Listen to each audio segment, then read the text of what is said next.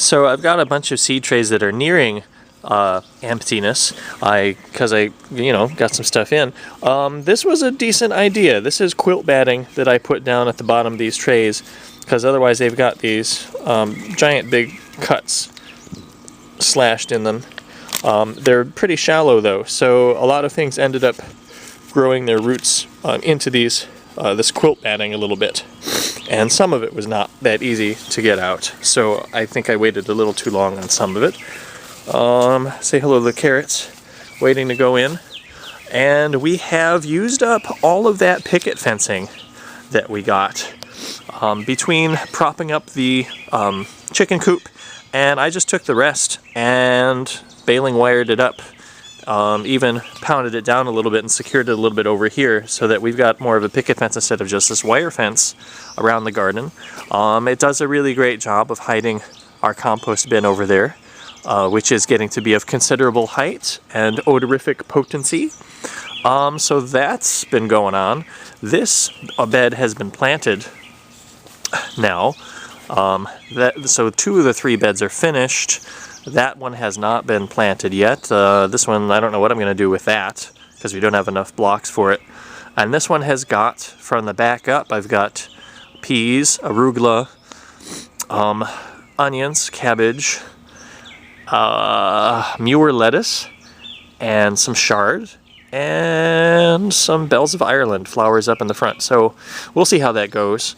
This is kind of heavy clay still. It's been amended with sand and peat moss, but it still kind of is not quick to soak up water. So it's good that we've had these rainy days for that stuff to settle in. I've got some nasturtiums waiting over by the shed. You might be able to hear the girls over there waiting to get out.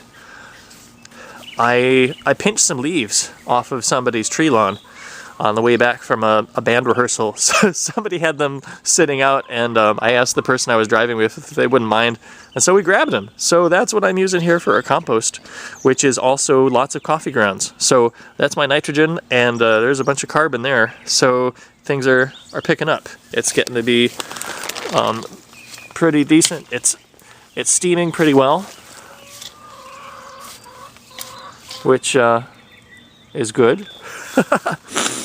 And here's a little bit more of that picket fencing that I sawed down for the back of this fence.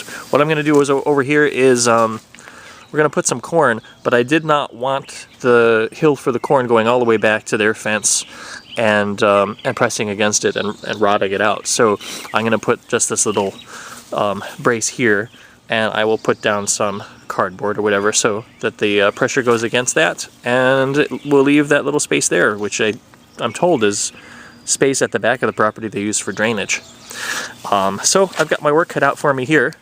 I have some peat moss I need to till into this stuff and get that ready.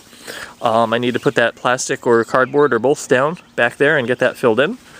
And I need to get the girls fed actually right now, so I got to get to that.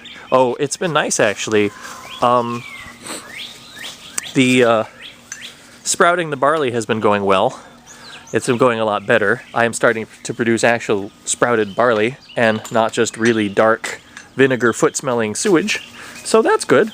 We've got some kale here from last year that overwintered pretty decently, and it's turning really some nice green now. We've got some good growth on that. So I'm going to aerate this a little bit to help that along.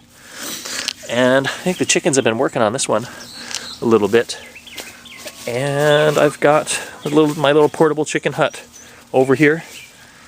And I tied up some romaine that was going to go into the garbage. They haven't been working on that too much, but the stuff I tossed on the ground is gone. So they're making up their mind about that. And here's the girls. We've got the 4. We've got the Buff Orpington and the Barred Rock and the Americana and our Golden Laced Wyandotte. They're anxious to get out and see what kind of food I have for them, so I better get to that.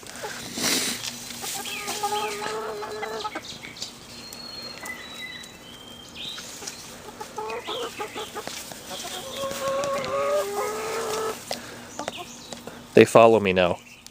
The Orpington doesn't like to be touched. The barred rock loves it.